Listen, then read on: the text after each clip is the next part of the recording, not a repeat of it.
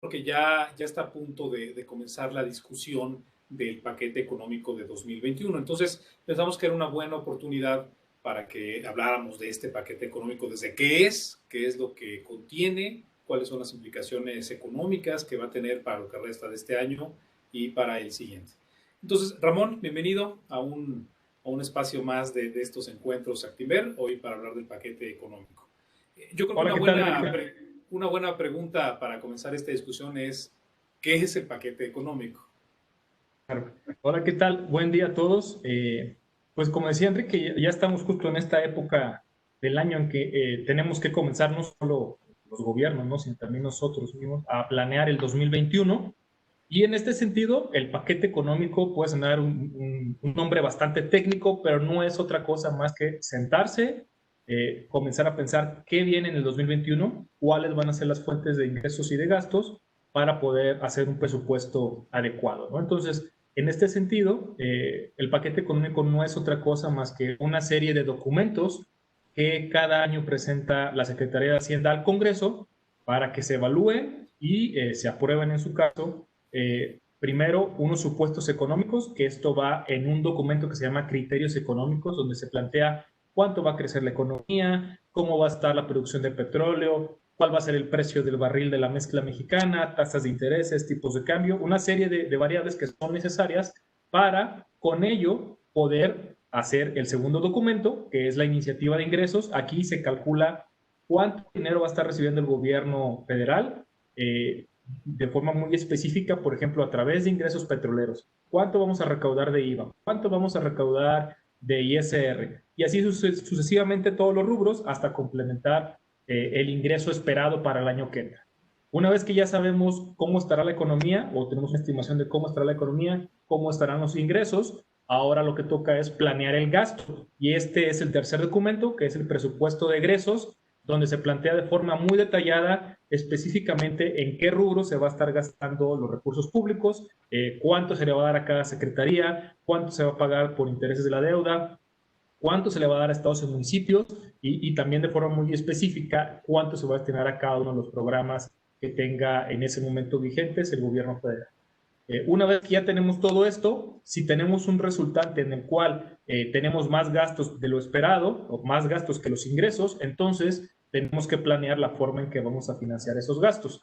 Y eso se encuentra en el Programa Anual de Financiamiento, que es el cuarto y último documento en el cual el gobierno federal dice, bien, ese faltante que tengo de ingresos lo voy a financiar a través de más deuda o de créditos, y ahí se plantea específicamente qué bonos va a emitir durante 2021, a qué fechas, qué plazos, cuál es su intención para obtener los recursos, ¿no? Entonces, en conjunto, estos cuatro documentos se trabajan a lo largo de todo el año prácticamente. A partir de abril de 2020 inició la preparación para el paquete económico de 2021, donde en abril se sienta la Secretaría de Hacienda con los otros organismos, con los estados, municipios, para empezar a planear cuáles son las necesidades del año que entra.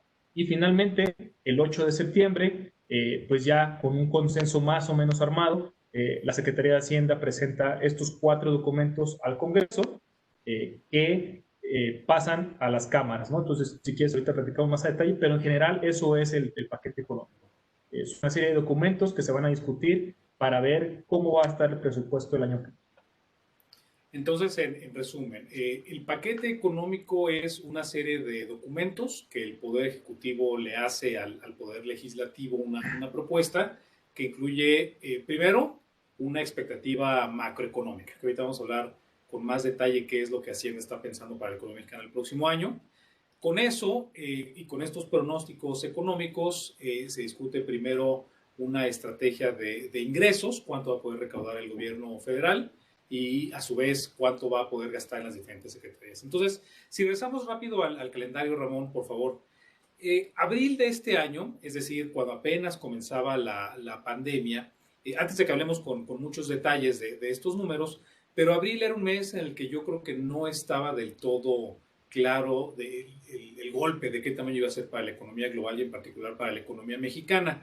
Durante el verano, que se ponen a trabajar el Poder Ejecutivo y el Legislativo en este paquete económico, pues sucedieron muchas cosas, muchos cambios fuertes acerca de la expectativa de crecimiento para nuestro país y por lo tanto de crecimiento económico. Entonces, ahora que ya finalmente se presenta la semana pasada el paquete, me imagino que vamos a ver, bueno, vamos a discutir en realidad los cambios tan grandes que se dieron de abril a lo que hemos observado en el mes de septiembre. Entonces, propongo que le dediquemos un ratito a hablar de estos cambios económicos primero y ya después pasemos a la expectativa que tenemos tanto de ingresos como de egresos. Primero, ¿cómo se ve el entorno macroeconómico el próximo año? No desde el punto de vista tal vez nuestro de Actinver necesariamente, sino lo que Hacienda está visualizando para nuestra economía. Pues sí, como bien lo dices, la primera parte es los criterios económicos y aquí hay una serie de variables que hay que tomar en cuenta. La principal de ellas es el crecimiento de la economía, ¿no?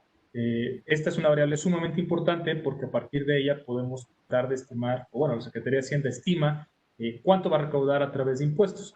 Entonces, en este sentido, los pronósticos que plantea la Secretaría de Hacienda en el paquete son un tanto optimistas, pero sin ser irreales. De hecho, hemos hecho algunas pruebas para validar qué tan fuertes o qué tan robustos son estos pronósticos. Están, digamos, sesgados hacia el lado positivo que tienen todas las encuestas en este momento. El crecimiento del PIB para 2020 se estima en una caída del 8%, y ustedes pueden ver ahí el pronóstico puntual, el rango que tienen incorporar las encuestas en estos momentos entre menos 12 y 8.7, pero aquí vale la pena resaltar que hemos estado haciendo algunos análisis de los cuales si la economía a partir del mes de agosto se queda estancada, ya no crece, se mantiene en 0% el crecimiento, la caída sería alrededor del menos 10.5%, ¿no? Entonces, parece ser que es un pronóstico optimista, pero no irreal, sobre todo si con esta incertidumbre que hay dentro de los pronósticos en este momento, porque aún no tenemos una vacuna, si llegara a ocurrir un suceso importante por parte de la recuperación, por ejemplo, de las cadenas productivas en Estados Unidos, podríamos ver una expectativa de crecimiento más baja de la que se está anticipando en este momento. Pero hay que tenerlo todavía con cuidado esto. La inflación, 3.5%. Después de la inflación tan baja que se observó en abril, justo platicamos hace 2 semanas de cómo se habían caído los precios del petróleo en esa fecha, pues lo que hizo fue que los precios de las gasolinas aquí en México cayeron fuerte y esto hizo que en abril tuviéramos una inflación cercana al 2% y ya recientemente ha estado repuntando hacia el 4%. Pensamos que más o menos estará cercano a entre el 3.9, 4.1, en el rango del 4% es nuestro pronóstico. Entonces, ahí está dentro de las expectativas de las encuestas, ¿no? Tasa de interés por parte de Banco de México en 4% cerraría. De hecho, esperamos que la siguiente semana hay decisión de Banxico, el 24 de septiembre, en el cual pensamos que las tasas van a bajar hacia 4.25. ¿Por qué es esto? Pues porque recuerden que veníamos de un periodo de tasas de interés muy altas desde 2018, 2019, 2020, conforme la inflación ha estado cayendo, Banxico ha tenido oportunidad de reducir las tasas y esto se ve reflejado en la expectativa de Hacienda. Tipo de cambio 22.30, que está sorprendiendo ahorita cómo se está moviendo el peso mexicano, pero podemos ver que está dentro de las consideraciones del mercado. Y finalmente la producción de crudo, piensa la Secretaría de Hacienda que se va a producir cerca de 1.7 millones de barriles al día, con lo cual parece ser un pronóstico un tanto optimista también en esta parte, sobre todo después de que tiene un par de años que la producción de Pemex está cayendo. Pero en general ese es el escenario macroeconómico que contrasta fuerte con lo que se había aprobado en 2019, cuando todavía no estaba en consideración todo este tema del coronavirus. Yo creo que una cosa importante de este 2020 es que la incertidumbre todavía está ahí. O sea, cuando uno ve, por ejemplo, el rango de pronósticos de crecimiento económico este año, o de contracción económica en realidad, porque son números negativos, uno puede ver que a unos cuantos meses de que termine el año, todavía las encuestas tienen algunos pronósticos de menos 12% para la economía mexicana y los más optimistas, optimistas todo relativo, pero optimistas de menos 8.7. Yo creo que esta incertidumbre en parte se debe a que los datos económicos toman mucho tiempo en publicarse. Ahorita que ya estamos a mediados de septiembre, todavía hay datos incluso del mes de junio que se van a estar publicando. Entonces, toma mucho tiempo en que conozcamos ya los resultados finales a través del INEGI de cómo está la economía y que con eso comience a darse algo de señales más claras de cómo va a evolucionar la segunda mitad del año. Pero también hay un tema importante. Hoy, de hecho, le circulamos un documento a nuestros clientes inversionistas institucionales donde argumentamos que México está teniendo una recuperación a dos velocidades. Por un lado, una recuperación que viene jalada por la recuperación de Estados Unidos. En Estados Unidos no es que la economía americana esté necesariamente bien, pero sí es un país que ha logrado tener suficientes apoyos, al menos para que los hogares y las empresas puedan aguantar unos meses antes de que sepamos si la vacuna va a llegar o no. No solamente que pueda descubrirse y procesarse esta vacuna, sino que puedan pues producirse tal cual las inyecciones y circularse entre la población de ese país. Entonces, en Estados Unidos, esta recuperación o estabilización, tal vez si queremos ser muy negativos, ha estado ocasionando que algunos de los rubros mexicanos estén mejorando en los datos. Algunas cosas como las remesas o la producción y exportación de automóviles, de hecho, nos han sorprendido hacia arriba porque en Estados Unidos ha sorprendido hacia arriba este crecimiento económico. En esta semana que está por concluir el día de hoy, en realidad lo que conocimos fueron dos pronósticos de crecimiento para la economía americana que se revisaron hacia arriba muy fuertemente. Por un lado, los pronósticos globales que publica la OCDE, esta organización internacional que está en París, donde están viendo en general para las economías desarrolladas una recuperación más rápida y por el otro lado para las economías emergentes que la recuperación no va a ser tan fortuita. Y también la Reserva Federal, que el miércoles que fue feriado en México, pero fue un día en el cual en Estados Unidos hubo decisión de política monetaria, donde también revisan hacia arriba considerablemente los pronósticos de crecimiento para Estados Unidos. Si estos pronósticos de Estados Unidos, sobre todo en su sector industrial y de construcción, se ve que se está recuperando la economía de ese país, podría ser que incluso el pronóstico de Hacienda del menos 8% no vaya a ser tan optimista al final del día. No sé qué opinas, Ramón.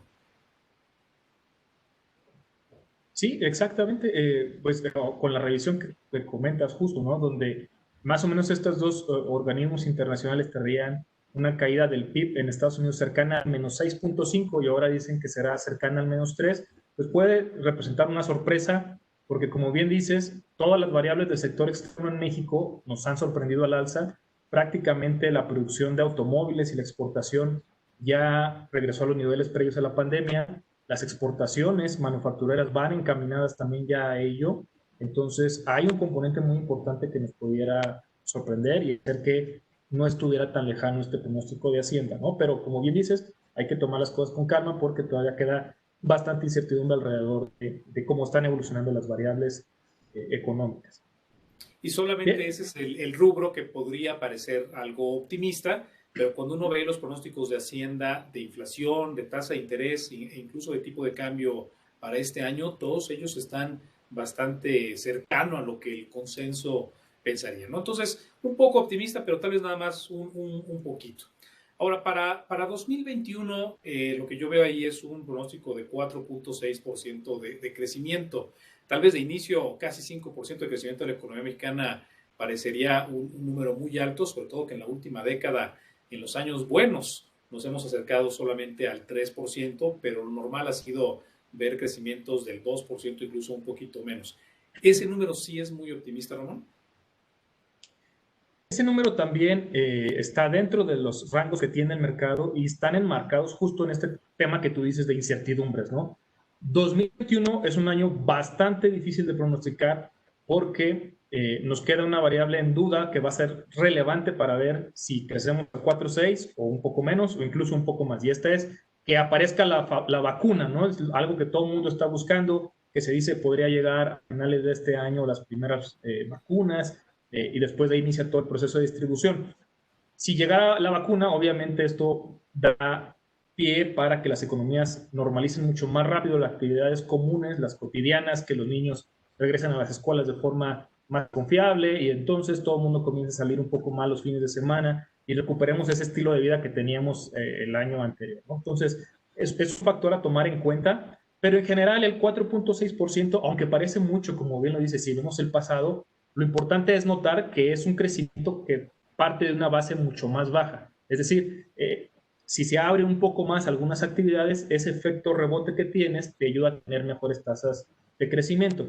Sin embargo, si lo comparamos cómo estábamos antes de que iniciara la pandemia, pues aún estaríamos abajo. Vean que la caída del 8% no alcanza a ser compensada por este crecimiento del 4,6% y nuestras estimaciones dicen que pues tomará un par de años todavía poder regresar a esos niveles previos y la variable decisiva será si tendremos vacuna o no. Si avanzamos una lámina, por favor, Ramón, yo creo que en este entorno macroeconómico que sentimos que en general es razonable, ¿cuáles van a ser los cambios más importantes en este 2020? Yo creo que un punto importante es que cuando uno compara el 2021 contra el 2020, no necesariamente hay que compararlo con lo que se aprobó el año pasado, en 2019 para el 2020, sino con el estimado que se tenga de cómo va a terminar la economía en este 2020 y a partir de ahí la comparación. Entonces, con estas ideas en mente, ¿de qué se trata el paquete económico? ¿Qué se propuso? Sí, aún quedan unos meses de 2020, ¿no? Eso hay que tomarlo en cuenta, por lo cual, para poder planear bien el 2021, aún tienes que planear bien cómo vas a acabar el 2020. Y como bien dices, pues ese será el punto de referencia para ver cómo viene el paquete de 2021. Entonces, primero, ¿qué pasó en 2020? ¿Cómo están cambiando las finanzas públicas? Número uno, de la parte de ingresos, obviamente la caída en la actividad económica se ve reflejada en una menor recaudación por parte del gobierno federal. Pueden ver ahí el aprobado que tuvo el Congreso para 2020 frente al estimado que está para el cierre de este año. La diferencia son 147,000 millones de pesos.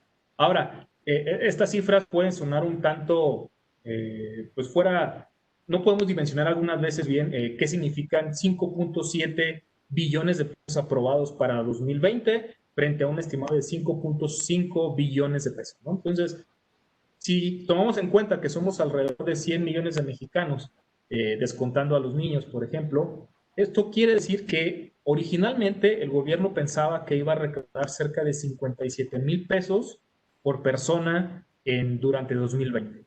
El efecto de la pandemia ahora es que el gobierno recaudará solamente cerca de 55,000 pesos, es decir, una diferencia de 2,000 pesos por persona, que si lo multiplicamos por los 100 millones, pues nos lleva a este número, ¿no? Entonces, esa es de la parte de ingresos. De la parte del gasto, como pueden ver, no hay muchas modificaciones, es decir, solo se disminuyó en 26,000 millones de pesos, y esto se debe a que durante la emergencia sanitaria, sobre todo en los meses de abril y de mayo, lo que hizo el gobierno federal fue adelantar algunos recursos a través de programas sociales, por ejemplo, las pensiones a adultos mayores, para que pudieran tener recursos las personas, esta población, y se pudieran quedar en su casa sin necesidad de salir a la calle y exponerse al virus, ¿no? Entonces, 2020 queda, en resumen, menores ingresos, el gasto prácticamente se mantiene, con lo cual hace necesario que el gobierno se tenga que endeudar un poco más. De los 566,000 millones de pesos planeados, efectivamente estarían endeudándose cerca de 686,000 millones de pesos, lo que quiere decir que aumenta el endeudamiento durante 2020, ¿no? Entonces, en resumen, ese es el efecto que tuvo la contingencia sanitaria sobre las finanzas públicas, aunque cuando nos vamos un poco más a detalles, se puede apreciar mucho más a fondo qué fue lo que efectivamente estuvo pasando, ¿no? Entonces, a ver, esa regla es buena, la hemos usado en varias reuniones con nuestros clientes. Los números que están ahí puestos son los números de verdad de Hacienda, que están en miles de millones de pesos. Entonces, el ingreso aprobado, por ejemplo, es 5,700 miles de millones de pesos, es decir, 5,7 billones. Pero a veces cuando es para dimensionar mejor estos números, dado que somos como 100 millones de mexicanos, dividimos estos números entre 100 millones. La receta es nada más agréguenle un cero imaginario a todos estos números que le estamos mostrando y más o menos se parecería ese número al ingreso per cápita de la población. Entonces, el ingreso aprobado, por lo que se pensaba que se iba a recaudar en este 2020, era cerca de 57,000 pesos por persona. Solamente se van a recaudar 55,000 millones de pesos, perdón, 55,000 pesos por persona, ¿no? Entonces, este cero imaginario creo que ayuda mucho a dimensionar las magnitudes, ¿no? Para las siguientes láminas. La siguiente lámina lo que hace primero es en este 2020 explicar cómo pensamos que va a terminar en este año los ingresos por parte del gobierno federal. ¿Qué se ve ahí, Ramón, por favor? Sí, pues ya en la lámina anterior les mostramos que los ingresos se quedaban abajo 147 mil millones de pesos, ¿no? Que son como 1.470 pesos por persona. Lo que les decía es que hacia adentro hay grandes diferencias que justo el proceso de análisis consiste en estar identificando qué está pasando, ¿no? Por un lado, la recaudación de impuestos cayó, es algo esperado. Si la economía se cae, si la gente deja de consumir, pues obviamente vamos a tener menor recaudación por IVA, menor recaudación a través de ISR y un conjunto de impuestos. Algo muy importante también que pasó este año es que la recaudación por consumo de gasolina, el famoso IEPS, también disminuyó, pues porque la gente no estaba en las calles circulando y al no estar circulando, pues consumes menos gasolinas y el gobierno tiene menos recursos, ¿no? Entonces, para hacerle frente a esta caída de impuestos, más la caída en ingresos petroleros, recuerden la caída de precios que se dio en abril, la menor producción de México con este gran acuerdo que se dio entre todos los países productores del mundo, el gobierno mexicano dijo, bueno, ya se me cayeron estos recursos y ahora ¿qué hago? Tengo que encontrar una forma de obtener recursos para poder hacer frente a los gastos que tenemos enfrente, de los cuales muchos de ellos no se pueden ¿cómo se llama? Trasladar, ¿no? O sea, dejar que pase el tiempo y luego ejecutarlos. Pensemos en todos los programas sociales, en los sueldos y salarios de los funcionarios, es decir, una serie de gastos, el pago de intereses que no se pueden detener y por ello lo que hizo el gobierno federal fue utilizar fondos de emergencia que teníamos guardados para hacer justo frente a esta contingencia, ¿no? Entonces, pueden ver ahí que otras fuentes de ingresos, que son estos fondos de coberturas, específicamente hay uno muy importante que se llama el FEIP, son las siglas, el cual pues está diseñado justo para estas eventualidades. La ley te dice, cuando la recaudación comienza a quedarse por debajo de lo planeado, puedes usar estos recursos que están aquí de emergencia para que pueda seguir operando el gobierno. Entonces, pueden ver claramente que esta fue la fuente de ingresos que creció durante el periodo de la pandemia y fue lo que ayudó a estabilizar que la caída en los ingresos no fuera tan grande y que con ello el gobierno pudiera seguir ejecutando el gasto sin modificarlo de forma tan sustancial, ¿no? Yo creo que esto es algo muy importante porque en realidad lo que se está esperando de caída de ingresos hacia el final del año de casi 150,000 millones de pesos, en realidad es un número bastante mayor. Solamente la caída de recaudación tributaria de impuestos fue de casi 300,000 millones de pesos y además otros 200,000 millones de pesos de menores ingresos por parte de Pemex. En el neto, este número de 147,000 millones se debe a que algunos fondos se utilizó el dinero, para eso están diseñados, para que en estas épocas complicadas se pueda sacar recursos de ahí y sustituir algo de los ingresos, pero son fondos que pues eventualmente el dinero se termina y solamente pueden ser utilizados en este momento con el entendido de que en las mejores épocas otra vez los recursos van a utilizarse para llenar estos fondos. Entonces, la caída que se está anticipando de ingresos para este 2020, por eso es tan importante que los gobiernos puedan mandar señales de austeridad cuando sea adecuado. Y en particular un año como este, donde se observe una caída de ingresos, que venga acompañada también de una caída tan parecida como sea posible del lado del gasto. Si la caída no es suficientemente alta para compensar los ingresos, debe ser porque los gastos están siendo utilizados para mecanismos que de hecho vayan a ayudar a que el crecimiento vaya a ser mayor a lo que una contracción de este tipo implicaría. Entonces, en este contexto, ¿cómo esperamos que caigan los gastos del gobierno federal este año? Exacto. Pues pasa lo mismo que con los ingresos. En el agregado parecería que no se modifican mucho, menos 27,000 millones de pesos. Sin embargo, otra vez, cuando vamos a los componentes y hacemos el análisis, nos damos cuenta que sí hay modificaciones importantes. Básicamente pueden ver ahí, el gobierno lo que hizo fue ajustar el gasto en estados y municipios, que no significa que ya no recibieron estos recursos. Simplemente dentro del presupuesto se plantea un rubro para darle a los gobiernos locales. Lo que están haciendo es frenaron este gasto e incrementaron el gasto en programas sociales. Por ejemplo, les platicaba lo de pensiones para adultos mayores, la Secretaría del Bienestar, la Secretaría de Educación, que obviamente en esta coyuntura donde los niños ya no van a la escuela aparecen gastos que no estaban planeados, así como en seguridad y obviamente en la parte de salud. Aquí quiero aclarar que no quiere decir que los estados no estén recibiendo recursos. Lo que está haciendo el gobierno es que justo otro de los fondos que teníamos ahí guardados para eventualidades como estas, está etiquetado específicamente para dárselo a estados y municipios, se están tomando recursos de ahí y se están entregando a los gobiernos locales, ¿no? Entonces, básicamente lo que hacen es frenan el gasto en un lado, incrementan en otro y en el neto parece que no se está modificando el gasto, pero sí hay, obviamente, la emergencia sanitaria implicó que se tuvieran que tomar decisiones en este momento para poder hacerle frente a todo lo que ya sabemos que pasó entre abril y julio, específicamente, ¿no? Que es cuando duró la jornada de sana distancia, y que todavía seguimos enfrentando retos. Entonces, en este 2020, en resumen, estamos esperando una caída en los ingresos de 147,000 millones de pesos, pero solamente un ajuste de 27,000 millones en el gasto. De algún lado se tiene que obtener los recursos que hacen falta, en este caso va a ser a través de endeudamiento. Entonces, uno de los indicadores que más van a estar siguiendo las calificadoras en lo que resta de este año es el nivel de endeudamiento como porcentaje del Producto Interno Bruto, es decir, como porcentaje de lo que la economía logró producir este año. El endeudamiento y el PIB, ¿qué les pasó este año, Ramón? Sí, ese es un indicador muy importante, la deuda como porcentaje del PIB.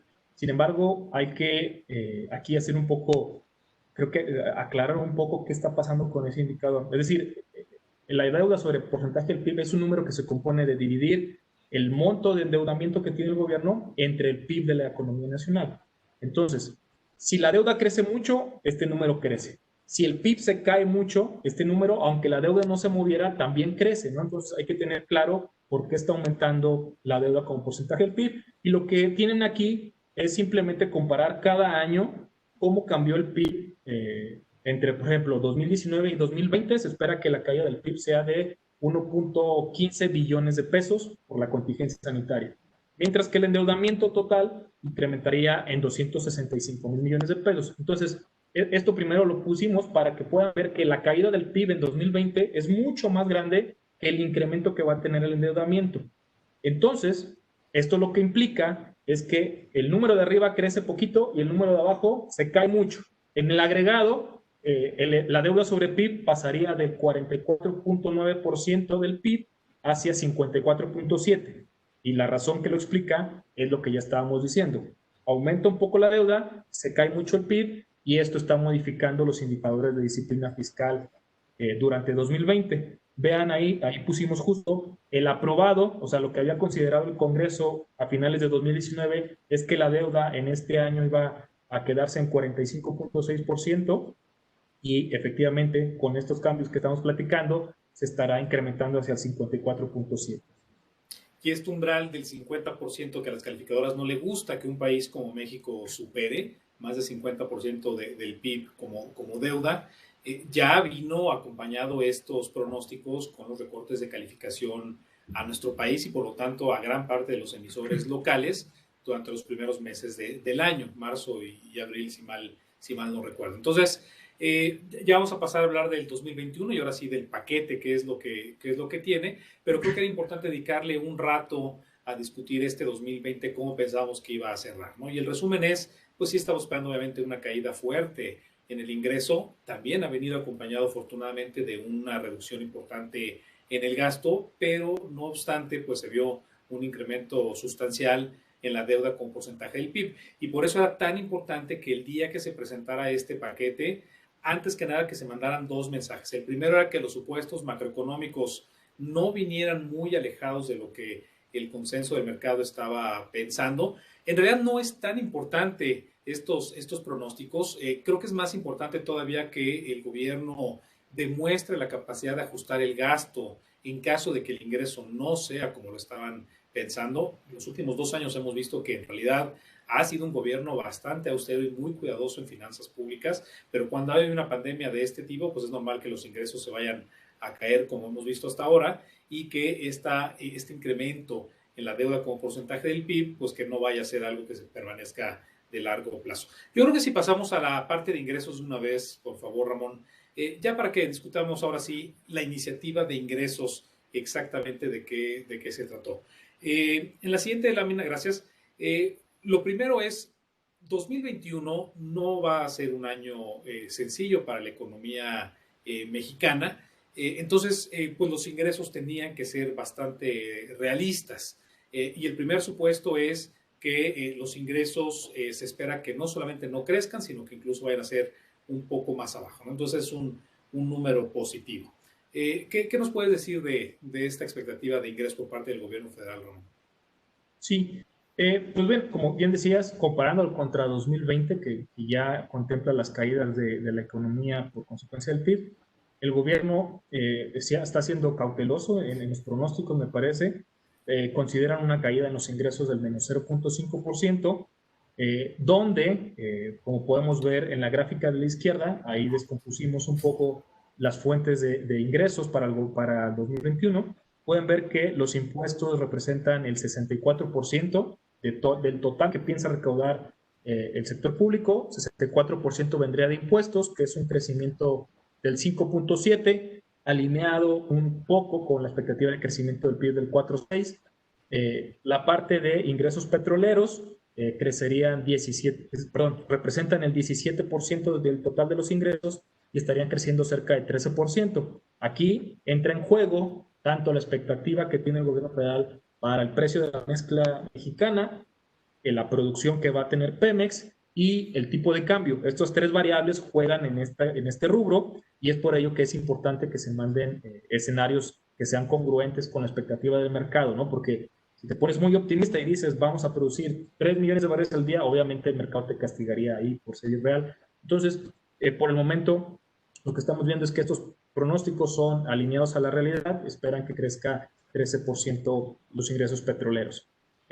La otra fuente de ingresos viene por la parte de empresas del sector público, que como pueden ver, generalmente en los medios de comunicación escuchamos mucho de Pemex y Pemex y Pemex, pero si vemos los ingresos a través de los ingresos petroleros y los comparamos con las empresas públicas, como son las cuotas que recauda el IMSS, el ISSSTE y los ingresos que tiene la Comisión Federal de Electricidad por la venta de sus servicios, pues pueden ver que es casi de la misma magnitud estos ingresos, ¿no? Entonces, me parece que así como se pone de detalle en analizar la situación de Pemex, también tenemos que estar volteando a ver la situación del IMSS, ISSSTE y de la CFE, porque si alguno de estos también empieza a tener algún tipo de eventualidades hacia adelante, pues se vería reflejado en menores ingresos, ¿no? Entonces, hay que poner atención en las 4 grandes empresas públicas que tiene el país y luego ya finalmente otros ingresos, 204 mil millones de pesos, que es el 4%. Y aquí viene otras fuentes de ingresos, como ya platicamos, fondos, si el gobierno hace coberturas petroleras o no, y algunas otras fuentes de financiamiento que podrían llegar de forma que no son recurrentes, ¿no? Lo platicaremos un poco más adelante, pero aquí este rubro va a ser muy importante monitorear durante 2021, ya que si Banco de México tiene utilidades operativas durante 2020 por la depreciación que ha tenido la moneda mexicana, durante 2021 estas utilidades se las estaría transfiriendo a la Secretaría de Hacienda o al menos una parte de ellas y estos recursos se registrarían en el rubro de otros y representaría algo muy importante para darle estabilidad a las finanzas públicas durante 2021, ¿no? Ahorita hablamos específicamente de ello, pero sí quería hacerles notar que este rubro va a ser muy importante monitorearlos en 2021. Desde hace mucho dejamos de ser una economía petrolera, ¿no? Fíjate este número tan importante, 17% de los ingresos van a venir del sector petrolero. Los cambios tan grandes que ha dado nuestro país en las últimas décadas, donde Pemex ya representa una parte tan pequeña de los ingresos. Es un país que depende de la recaudación. Estos impuestos tributarios son sumamente importantes y me parece que en este entorno es cuando más probablemente vamos a estar viendo que el gobierno busque fiscalizar mejor a las empresas y a las personas, ¿no? Dando los incentivos, espero, para que la gente se vuelva formal, que los trabajos sean lo más formales posibles, pero también que las declaraciones que hagan las empresas sean lo más estables y lo más rigurosas posible hacia adelante. Entonces, 2/3 del ingreso del gobierno federal para el 2021 vendrán directamente de impuestos tributarios y las paraestatales el resto. Entonces, el gasto, me imagino que el gasto también va a ser algo muy importante en monitorear cómo evoluciona durante el 2021. Entonces, si nos pasamos directamente a la lámina del gasto, ¿cómo va a estar distribuido para empezar? Sí, el gasto así como es importante los ingresos, obviamente, el gasto diría yo, es la variable de ajuste que tiene el gobierno federal. Lo hemos visto en 2019, lo estamos viendo en 2020 y espero que 2021 no sea el caso, pero lo que se ha visto es que cuando el ingreso empieza a caer, lo que hace automáticamente el gobierno es bajar el gasto para mantener el nivel de endeudamiento más o menos similar, ¿no? Entonces, por eso es tan importante monitorear qué se espera en el gasto. El gasto tiene mucho más rubros que los ingresos, pero aquí pusimos una explicación, creo, bastante más intuitiva, más que números técnicos, conceptos técnicos, o sea, básicamente decir qué está pasando en el gasto. Del total del gasto, se espera que 44% se destine a gasto corriente. ¿Qué es el gasto corriente? Pues todo el gasto que tiene que incurrir el gobierno federal para poder operar. Sueldos, salarios, rentas, es decir, todos los gastos que se tienen que ejecutar para que sea operativo el sector público, ¿no?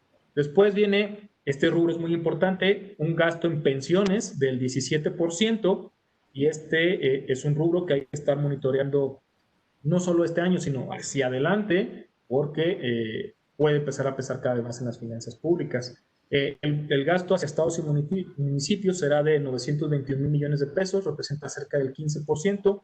Después viene el pago de intereses de la deuda, que es el famoso costo financiero, 12% del gasto, inversión física, 11% del gasto, finalmente inversión financiera, el 2%.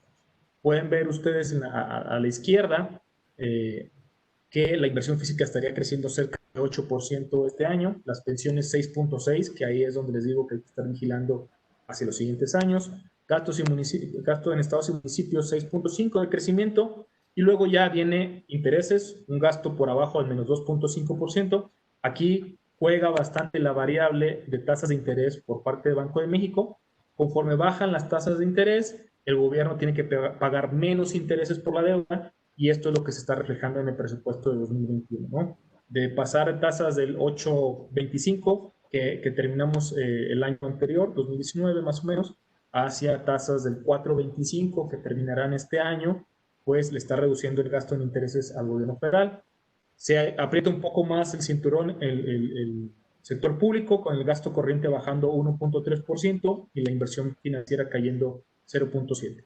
Algo que me gustaría destacar aquí antes de pasarte la palabra es que la barra azul que ustedes ven en la gráfica, pueden darse cuenta que el 87% del gasto que tiene el gobierno federal es un gasto obligatorio, es decir, gasto corriente, sueldos y salarios y rentas, gasto en pensiones, gasto en estados y municipios y el pago de intereses. Si juntamos todo ese gasto que no se puede aplazar, es el 87%, lo cual pues le deja solo un margen muy pequeño para que puedas diseñar un paquete que pueda hacer frente a la contingencia sanitaria, y es por ello que con un margen tan pequeño de ajuste y con los ingresos que ya están esperando, pues el gasto para 2021 se mantiene prácticamente al mismo nivel de 2020, con un crecimiento solo del 0.1%, ¿no? Y hay varios aspectos a destacar de esta composición del gasto, que no todas son muy positivas, ¿no? Una de ellas es, se gasta más en el pago de intereses que en la inversión física. Es normal en este tipo de situaciones que los gobiernos busquen presionar a los bancos centrales para que no vayan a subir las tasas muy rápidamente. Entonces, sí tiene interés el gobierno federal en que el tipo de cambio sea lo más estable posible para que no vaya a generar presiones inflacionarias, porque con presiones inflacionarias y el Banco Central subiendo su tasa de referencia, pues eso podría incrementar todavía más el pago de intereses. Todo el espacio que se pueda tener para que se dé inversión física y que con eso se dé crecimiento, pues siempre va a ser algo muy importante. Ahora, por secretarías, yo creo que eso es de lo más interesante, ¿no? Que hay que discutir en cada paquete económico. ¿Cuáles fueron las secretarías ganonas? ¿Cuáles salieron perdiendo en este paquete económico? Pues primero, las secretarías que más incrementos vieron en el presupuesto para 2021, por mucho la Secretaría de Turismo, con un incremento de 642% respecto a como pensamos que va a cerrar el 2020. Casi todo esto se debe en realidad al Tren Maya. Es un incremento muy importante para este proyecto. La Secretaría de Salud también va a tener, por razones creo yo bastante obvias, un incremento importante, cercano al 9%. El INE va a tener un incremento importantísimo. El INE en realidad es porque hay que recordar que el próximo año va a ser un año electoral. No, obviamente no escogemos a un presidente nuevo, pero sí se va a escoger desde niveles municipales hasta algunos gobernadores y la Cámara Baja completita. Entonces, en año electoral es normal que se vea este incremento de presupuesto para el Instituto Nacional Electoral. Y yo creo que algo que también es importante es que la Secretaría del Bienestar pues no va a tener un incremento importante. Entonces, algunos de los programas sociales, como lo hemos visto en otros años, en realidad han estado saliendo de lo que en su momento era la Sedesol para que sean ejecutados a través de algunas otras secretarías, sobre todo la Secretaría del Trabajo. Entonces, esto es pues los lugares que más van a haber beneficiado su presupuesto en el 2021. También hay algunas secretarías que van a ver recortes bastante importantes en su presupuesto. Yo creo que hay que destacar el INEGI, el Instituto Nacional de Estadística y Geografía, porque al ser el número más importante de recorte, tal vez alguien podría preocuparse de más, pero también recuerden que el año pasado hubo censos, ¿no? Varios de las encuestas que se tienen que hacer cada 10 años se hicieron el año pasado, entonces hubo un incremento importante y después no una disminución, sino una regularización del presupuesto de esta entidad. El resto de las secretarías pueden ver ahí que va a haber recortes importantes. De algún lado tenían que venir los recortes por parte del Poder Ejecutivo, pero la Secretaría del Trabajo, la Secretaría de Hacienda, la Secretaría de Energía y la Secretaría de Relaciones Exteriores, las secretarías que más van a ver este recorte implementarse. Ahora, esto es por secretarías, pero me parece que también es importante ver dentro de todo lo que representa el Poder Ejecutivo, ¿dónde está el presupuesto destinado por proyecto más que por secretaría? Por ejemplo, veíamos que la Secretaría de Turismo veía un incremento muy importante para el Tren Maya, pero en general hay todo tipo de proyectos y programas que van a ser cruciales para la agenda política del gobierno federal. ¿Cuáles son estos, Ramón? ¿Cuáles son los proyectos más importantes en cuanto al menos el presupuesto que van a recibir en 2021? Sí, pues mira, los proyectos y programas prioritarios que tiene el gobierno federal son básicamente, ocupan 393 mil millones de pesos, que es cerca del 6.3% del gasto total. El rubro que más recursos se lleva para 2021 es la pensión para adultos mayores, 135 mil millones de pesos. Y después de ahí, bastante alineado con lo que platicabas en el cambio que le dieron al presupuesto de la Secretaría de Turismo, cerca de 36 mil millones de pesos, pues justo es el monto de recursos que se van a la construcción del Tren Maya. Después de ahí siguen una serie de programas dedicados a Sembrando Vida, por ejemplo, casi 29 mil millones de pesos, becas de nivel medio superior, 33 mil millones de pesos, el aeropuerto del general Felipe Ángeles, 21 mil millones de pesos para 2021, y así sucesivamente. No es una mezcla no solo de programas sociales, sino también en inversión en infraestructura, y es por eso que ven que en las láminas anteriores el rubro de inversión física registraba un aumento, justo porque se está considerando avanzar en estos proyectos prioritarios para el gobierno, que son el Tren Maya, el aeropuerto, básicamente, estarle destinando recursos durante 2021, más los programas sociales que ya conocemos y que se han estado hablando en los últimos 2 años, ¿no? Creo que vale la pena mencionar aquí también que en el último rubro, con 7 mil millones de pesos, aparece el tren interurbano de México-Toluca, un proyecto que ya lleva un poco tiempo detenido y parece que ahora va a reactivarse. Creo que esto cuenta una historia muy clara de cuáles son los proyectos prioritarios, ¿no? Que son en 3 rubros. El primero es infraestructura, carreteras, trenes, aeropuertos. En segundo lugar, apoyos para adultos mayores. Y en tercer lugar, todo tipo de programas para apoyar la educación de los jóvenes, ¿no? Esto es en realidad lo más importante del paquete económico. ¿Dónde van a estar los esfuerzos durante 2021? Porque ahí es donde van a estar los recursos. Nos quedan poquito menos de 10 minutos y tenemos montones de preguntas. ¿Qué tal si le ponemos la lámina de conclusiones? Y mientras lo que la gente las va leyendo, tomamos algunas de las preguntas que nos están llegando. Hay varias preguntas respecto a Banco de México. Para empezar, Banco de México no es el gobierno federal, ¿no? Lo que estamos hablando ahorita es pues una negociación que hace la Secretaría de Hacienda con el Congreso para planear el presupuesto. Pero el Banco Central, a pesar de que es una entidad independiente, pues tiene un rol muy importante en esto. Entonces, alguna de las preguntas que vienen es si Banco de México todavía tiene líneas de crédito con algunas otras entidades, ¿no? En particular con el Fondo Monetario Internacional, y sí tiene esa línea de crédito flexible, sin lugar a dudas, el Banco Central me parece que es de las entidades públicas que mejor preparadas están para una crisis como la que hemos vivido, pero aún así hay preguntas de varios tipos respecto a este remanente que el Banco Central le va a estar pasando al gobierno. Si por favor nos cuentes un poquito más de esto, Ramón. Sí, pues en términos sencillos, ¿no? El Banco de México, como bien decía Enrique, es una entidad independiente, pero no es una entidad que se dedique a buscar utilidades por sí misma, ¿no? O sea, a través de sus actividades, no, el interés del Banco de México no es ganar dinero, el interés del Banco de México es tener estabilidad en el sistema financiero. En esta estabilidad, buscando esta estabilidad, el Banco de México hace operaciones en el mercado cambiario, en el mercado de deuda, a través de las cuales va acumulando utilidades. Típicamente, cuando el tipo de cambio se deprecia, como ha sucedido ahora, que el año anterior lo acabamos cerca de 19 pesos por dólar, Banco de México tiene una utilidad porque tiene activos denominados en dólares, entonces esos activos cuando los pasas a pesos valen más. Entonces, cuando hay un año con utilidades, la ley dice que como Banco de México no se las puede quedar del todo, tiene que pasarle el remanente de operación, así se le llama, es el aspecto técnico, a la Secretaría de Hacienda el año que sigue. Entonces, si 2020 acaba con ganancias, en el 2021 tendrá que pasarle parte de estos recursos por ley. Ya ha sucedido en otros años, el último año fue 2016, si mal no recuerdo, cerca de 320 mil millones de pesos, y este año estimamos que más o menos estará alrededor de ese nivel, puede estar, si es que el tipo de cambio pues, se mantiene alrededor de estos niveles, cerca de 300 mil millones de pesos, se los podría estar pasando el siguiente año a la Secretaría de Hacienda. Esto es importante porque esos recursos representarían cerca de 1.3% del PIB.